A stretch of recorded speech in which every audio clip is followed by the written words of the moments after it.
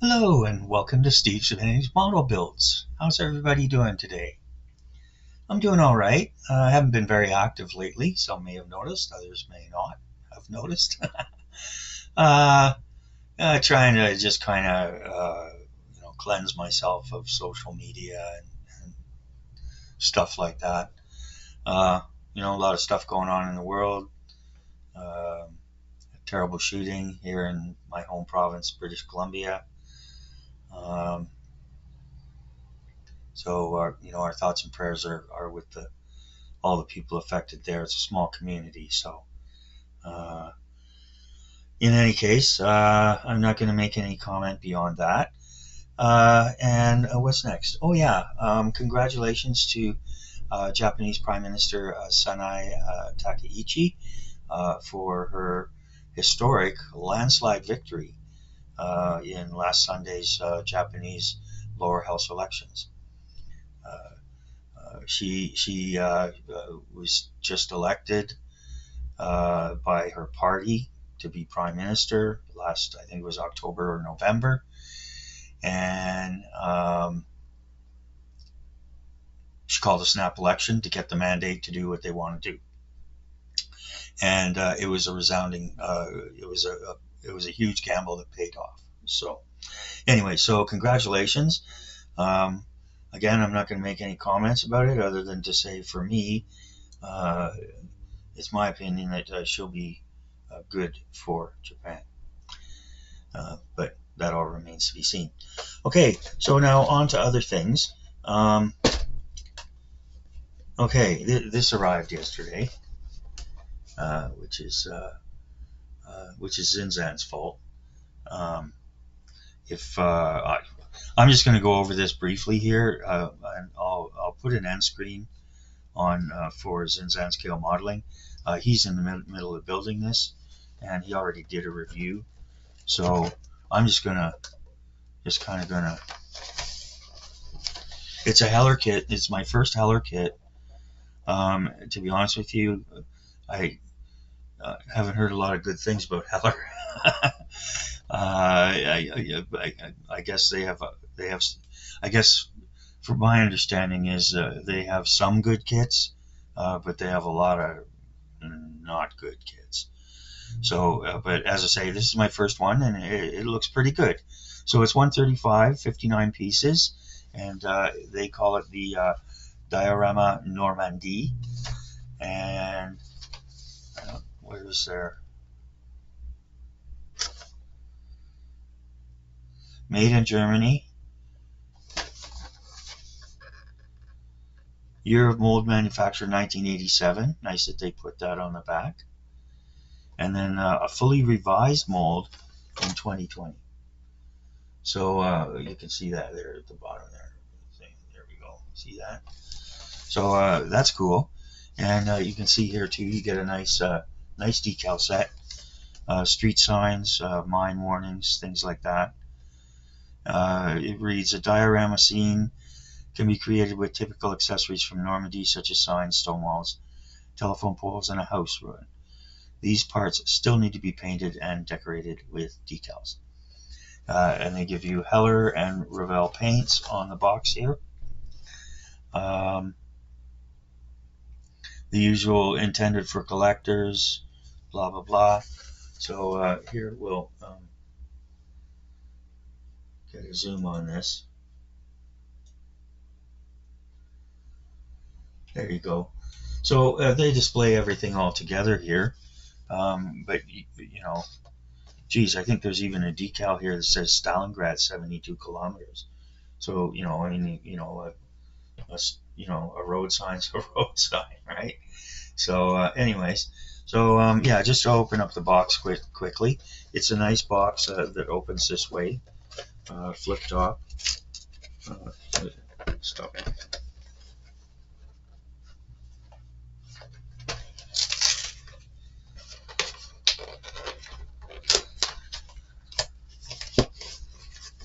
This was sent by Rare Waves. Was the vendor. They're a good vendor. Unfortunately, the box was somewhat damaged during transit coming over from the UK. But You know, they're a good vendor. If you see something online and it's coming from Rare Waves, then yeah, they're a good company. And also they shipped me a an Airfix 148 Lysander on December 29th, and I still haven't got it. So I talked to them today, and they said they're going to send out a replacement. And but yeah, I ordered this kit. You know, this kit was January 22nd. It came here February 10th. So which is about right. It's usually about 3 weeks coming from the UK. Okay, so we've got some nice molding. We've got a little bit of detail here. Nice brickwork. A little pile of rubble here. A wall with nice detail. And there's contour to the stone, which is nice. And then there's the walls of the structure, you know, with the exterior blown off, whatever you call that stuff. And then we got the telephone poles and the light poles, fence,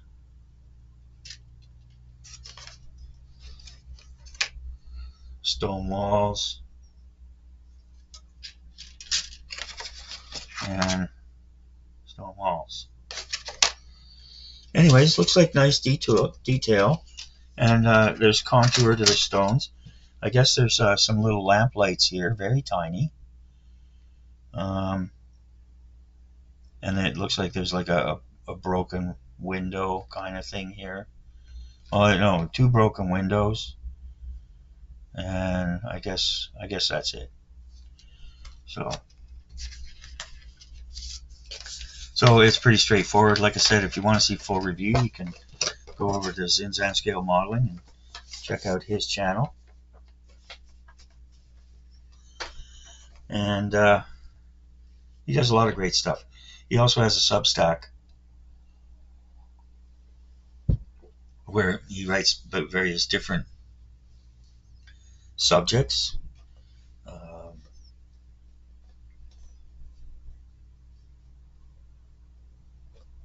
He calls them ruminations. And, you know, basically, you know, he does a lot of aviation stuff. He's very good with the aviation. I think he has some sort of aviation background. And anyways, he's a smart guy. He writes well. And yeah, so check it out. That's Zinzan on Substack. And before we get to the star of the show here, couple quick updates.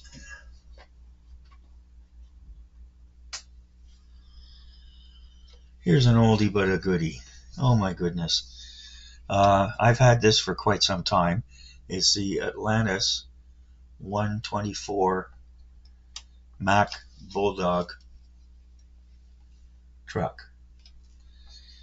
And I got this not long after I started building models again. And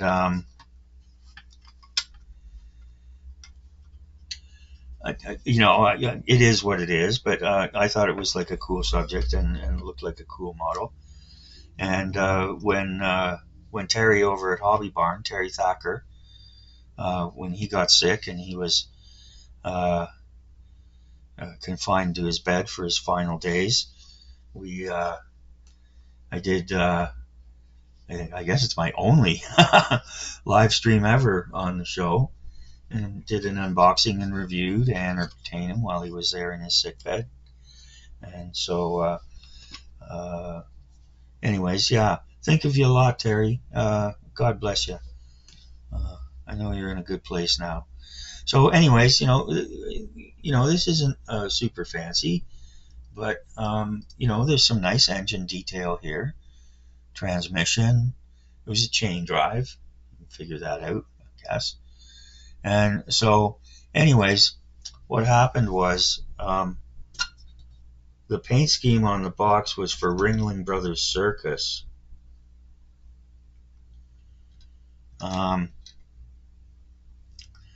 in bright yellow. And so I primed it up.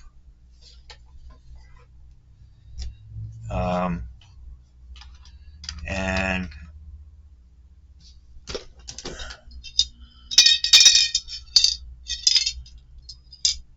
went to use this. This was the right color.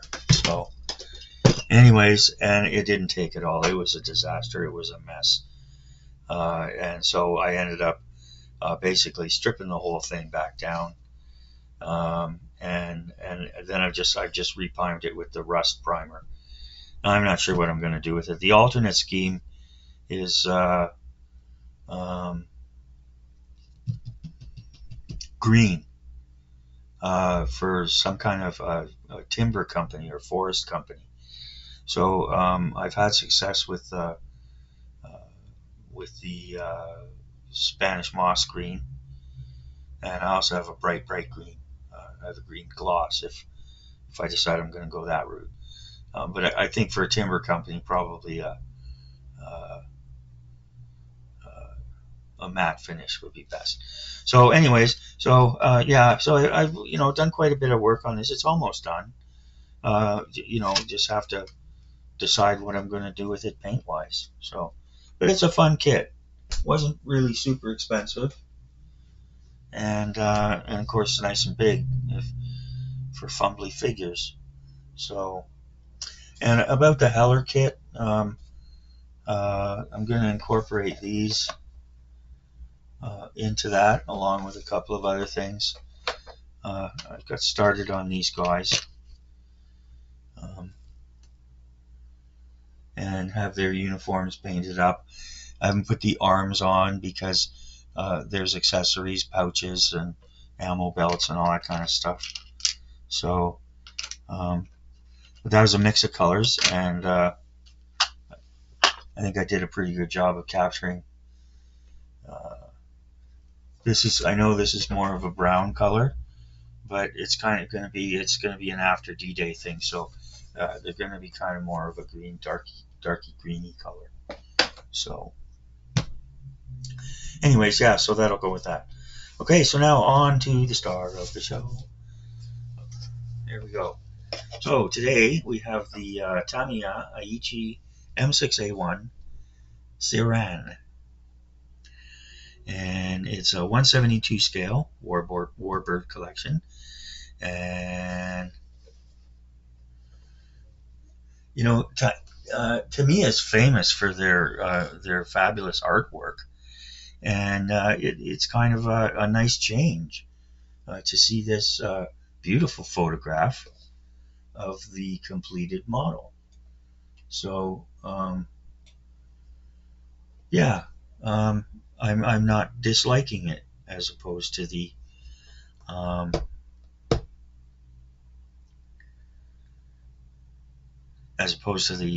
painted artwork done by an illustrator. And here too, nice side view, some detail there. Again, this is a 172 kit, and there you go. A couple different paint schemes there. And this one, it's a 1997 mold, and this one is made in the Philippines. A lot of their older kits, they do those are done in the factory in the Philippines, and the factory in Japan, they do like the RC cars and most of the new release stuff. So anyways, so yeah, here we go. And this is a very interesting aircraft, and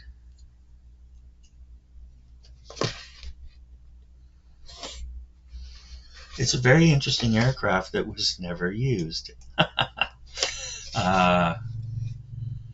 And Tamiya's done a great write-up on it, and which I'm going to read, along with some other information. So there's 4 sides to the box, Kef. 4 pieces of tape. It's clear cellophane tape, so as opposed to their famous. And this kit here is about 22. Oh, the Heller kit was about $36 after tax. So I'm not disappointed in that. This one was $23, and you know it's not a super complex kit, as we'll see here.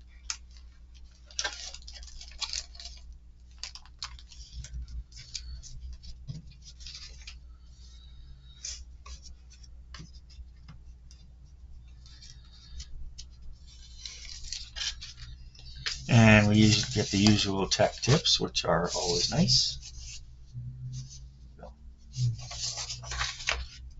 I use them to line the box when I'm painting. Okay, so here we go.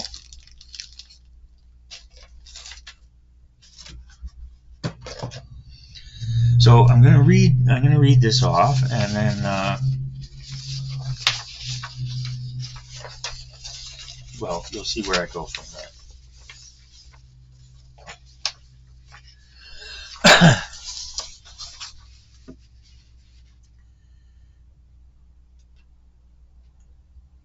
Now, why is there a picture of a submarine? I'll tell you why.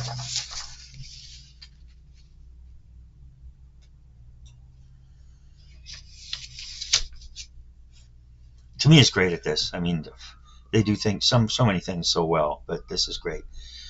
So yeah, so I'm just going to read a bit of this. Soon after the advent of aircraft and submarines during World War I, the combined operations of those two weapons were considered by many countries. However, it was only the Imperial Japanese Navy that could put it to practical use. At the outbreak of the Pacific War, many large-sized submarines of the Imperial Japanese Navy were equipped with catapult and small observation-type aircraft designed to attack harbors and to bomb the U.S. mainland. Acknowledging the success of former attacks by the Imperial Japanese Navy, it decided to plan surprise attack missions to the Panama Canal by a special submarine-borne aircraft at the beginning of 1942. So Yamamoto proposed the idea shortly after the Pearl Harbor attacks, and they had a project pretty much approved by January of 42, and the plane that was designed was the Aichi M6A1 Saran, designed exclusively for this one mission to Panama. What they wanted to do is they wanted to bomb the Panama Canal to make it useless. So the United States ships that had to come from the eastern seaboard couldn't go through the canal to get into the Pacific.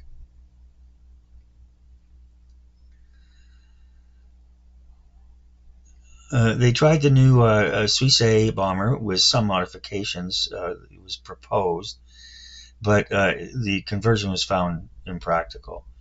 But by November 1943, the first prototype made its maiden flight. Undergoing several improvements, the Aichi Aircraft Company received an order for limited production from the Navy in May 1944.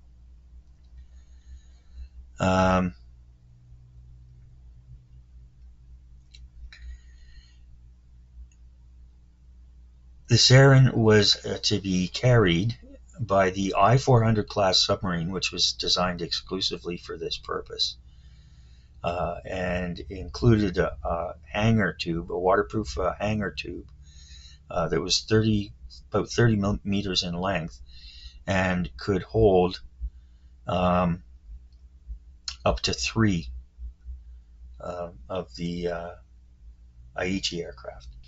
So here, I'll zoom in again so you can see this a little better.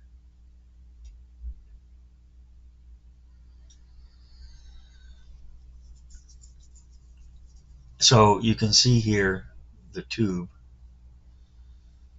and this would open like a clamshell, and of course the wings were folded, and the pontoons were actually stored outside here. So these were like on like racks with their wings folded. Then when they were to be deployed, this opened up. They were moved forward onto the catapult, and the floats were put on. The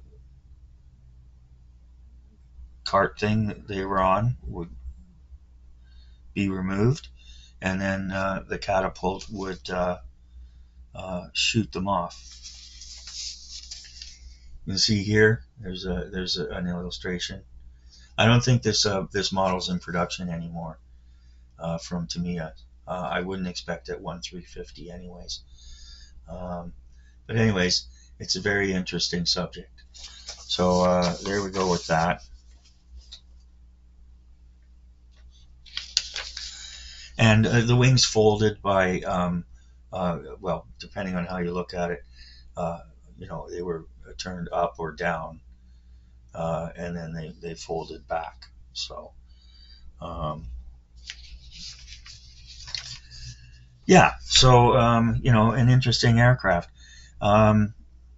It was the largest submarine of World War II, and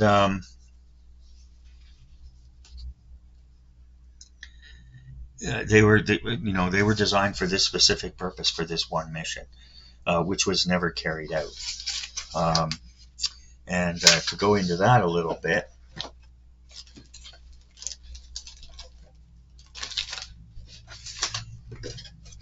something to look at here. There we go.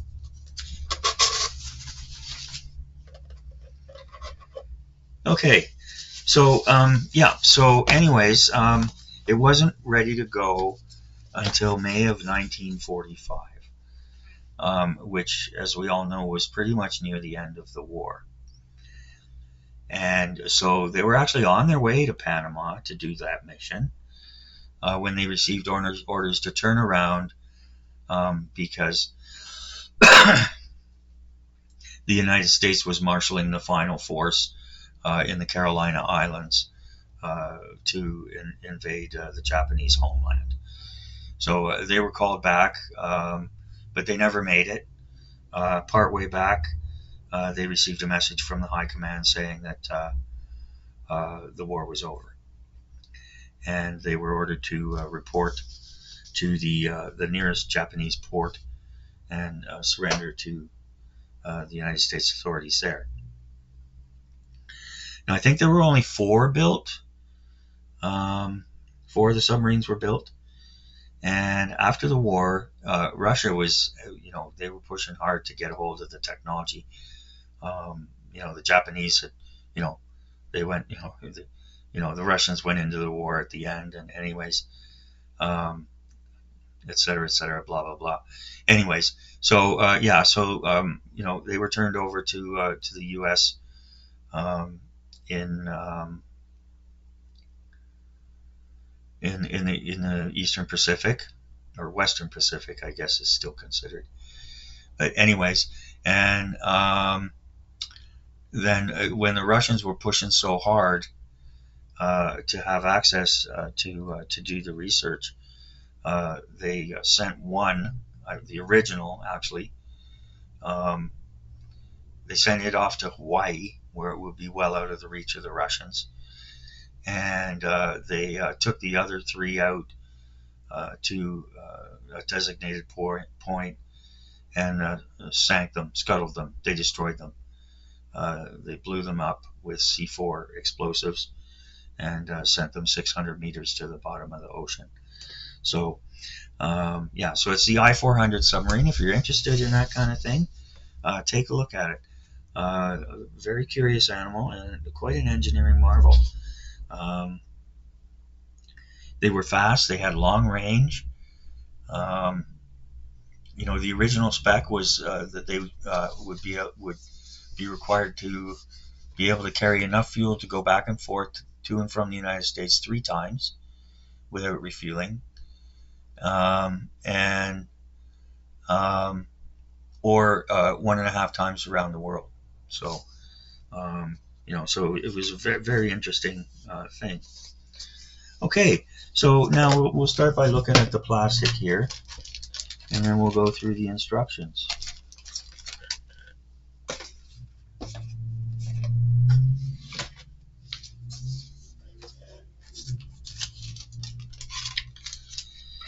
Okay, and they've stapled the decal set here. And pretty basic. You get decals for the restraints, the seat belts, different markings, all sorts of little tiny, little teeny weeny gauge things. And they have these for the front edge of the wings, which is nice because, as I mentioned before, I've had a terrible time with yellow and white paint. And yeah, and the staples are in the right place, so they haven't damaged the decals at all, or decals. Yeah. So there you go. I know everybody talks about the Tamiya staples, whatever. I'm not the guy to talk to.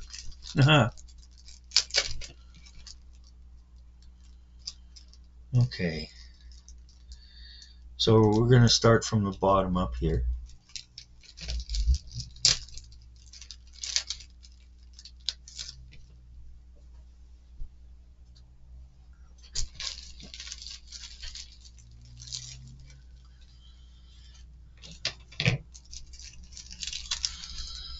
Couple poly caps.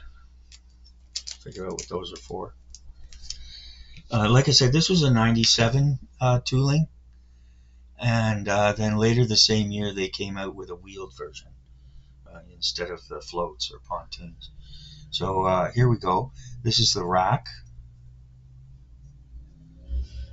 This way. This is the rack or dolly that it goes on. And then we've got the pontoons, the floats. They have some nice detail. I'm seeing a few sink marks, but nothing that a little primer won't cover. And this is nice too. The nice detail here, a little rudder on the back.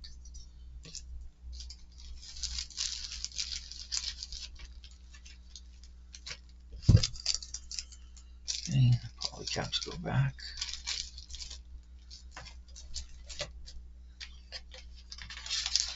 And then we have the second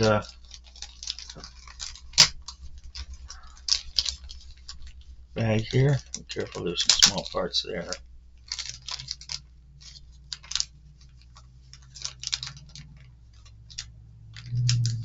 Come on now. There we go.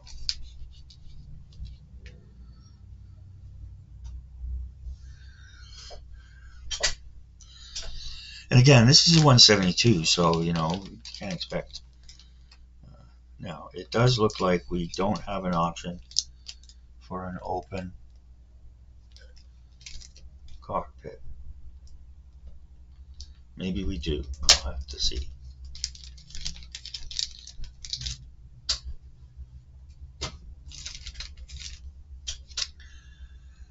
Okay.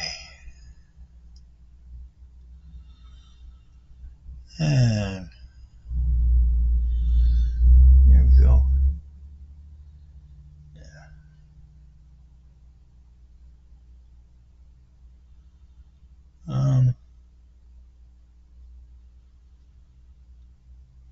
Yeah, the panel lines are well defined.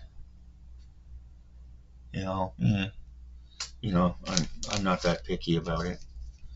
There might be a little bit of distortion there.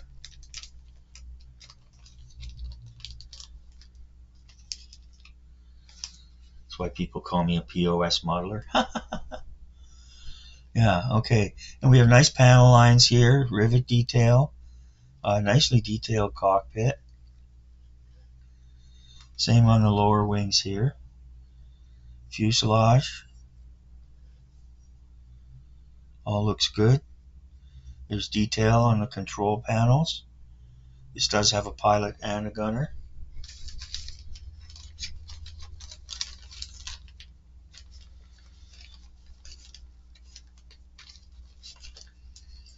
And they were also designed to carry, I think, an 800 kilo bomb. Um,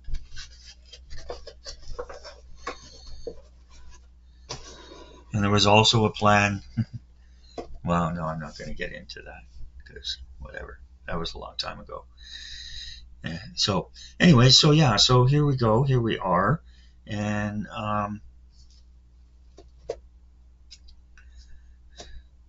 there's no figure, but it's a 172 kit. So I don't know. I mean, okay, well, I use a 12-point scale, 10 standard points, up to 2 points for the packaging, up to 2 points for the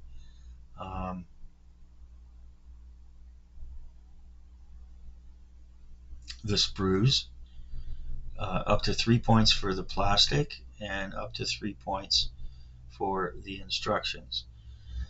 Each of those categories can get a quarter point bonus, which can take it up to 11, and that's for any wow factor. And then I give up to 1 full bonus point for what I call value, which is not just is it a cheap kit, but how much enjoyment are you going to get out of it. So anyway, so yeah, I mean, as far as the packaging is concerned, that's a 2. And actually, I really like the it's a little, I still love the other the artwork, but this photograph is artwork. I mean, it's beautiful. So anyways, yeah, so a 2 1/4 for that. And then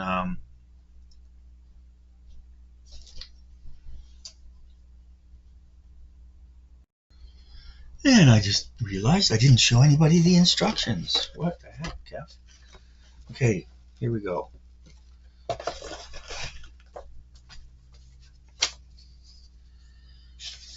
Okay, again, we get a black and white photo. Nice write-up.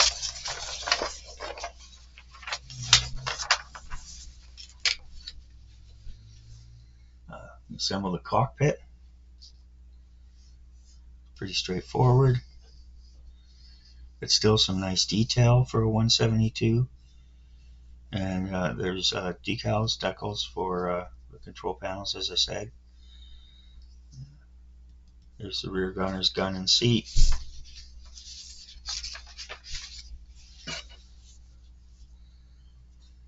And then we complete the fuselage, get the cockpit in. We've got the exhaust pipes and baffles, or whatever you call those covers. Exhaust covers, maybe. Okay, and then underneath here you've got the air intake scoop and the radiator and the housing.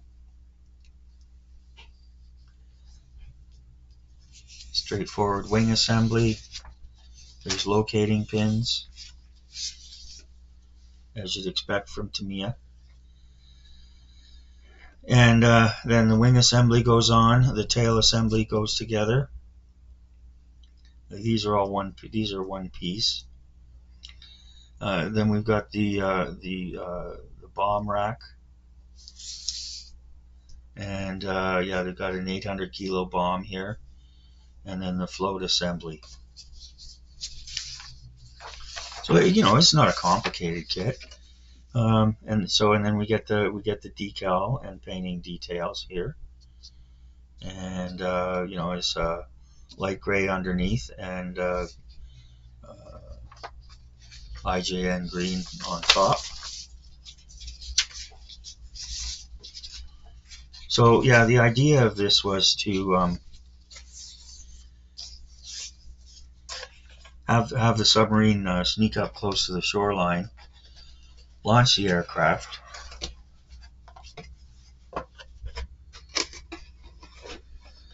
have the aircraft complete its mission, whether it was bombing the Panama Canal or harassing coastal installations, whatever the case may be.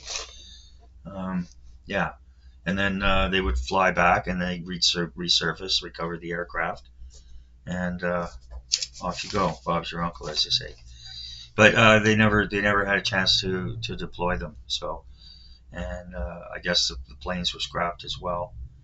Um, but in any case, okay. So yeah, instructions are straightforward, but they're clear, clear steps and everything like that. Um, and I'm gonna give them a bonus point for those extensive. I didn't read it all, um, but there was an extensive write up there. So it's 2.25 for the box art and packaging. We've got nice different views, different angles and stuff. Um, and then 2 for the sprues. Everything was complete. There was no flash, uh, no ejection pin marks, nothing weird like that. So, it was what you'd expect from Tamiya.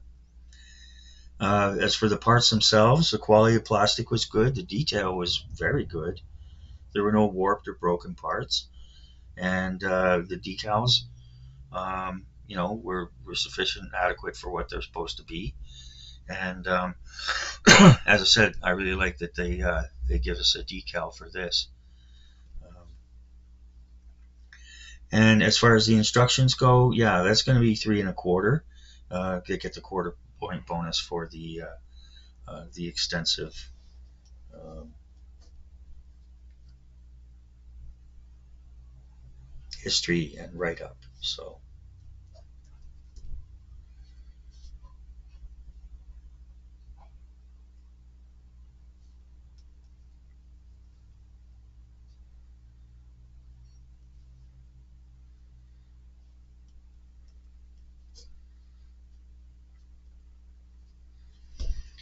okay, so yeah, so that brings the standard score with the bonus points to wow factor points to 10.5, and I'm going to give it 3/4 for value. I mean, for it was about $24 um, plus shipping. I think it was $4 for shipping. No, this one was free shipping. Yeah, so it was about $24 Canadian, and yeah, it's a nice little kit. Um, it looks like there's no option really to have the open cockpit, but we'll see about that once we get going on it. But yeah, an interesting subject and something a little different. And so yeah, 11.25. All right. Well, thanks for joining me. I appreciate everybody's time. Even though I haven't been very productive at all at anything recently, I have gained a couple of subscribers, and thank you very much. I appreciate everybody's support. And MD, MD, if you happen to watch, if you happen to see my show, get in touch with somebody, make a comment, stop by Peter's channel. We're worried about you. And yeah, and anybody who knows MD, Dutch fella, anybody who knows him, if you have a way to reach out and contact him, we haven't heard from him for 2 or 3 months now. So, and we're not getting responses to emails and stuff. So, anyway, so in any case, hope you're well, buddy, and whatever's going on, bless you. All right, so yeah, that's it for today, and I hope you've enjoyed this little soiree. And just gonna continue on. I'm starting to think about the garden now. I have quite a few projects I don't know going on, but actually, I found. I've been going crazy trying to find the sort of gray off-white, uh, you know, for the underside of the Harrier, and like here, underside of the Zero and stuff. Anyways, I was in the store and I saw this, and it is matte glacier gray, and so it's kind of glacier gray pretty much describes it. So I tried it on one thing I'm working on, and it went on pretty nice. So um, yeah, if you're into rattle can stuff, good stuff. Okay, well, thanks again, and we'll be talking to you all soon. Bye now.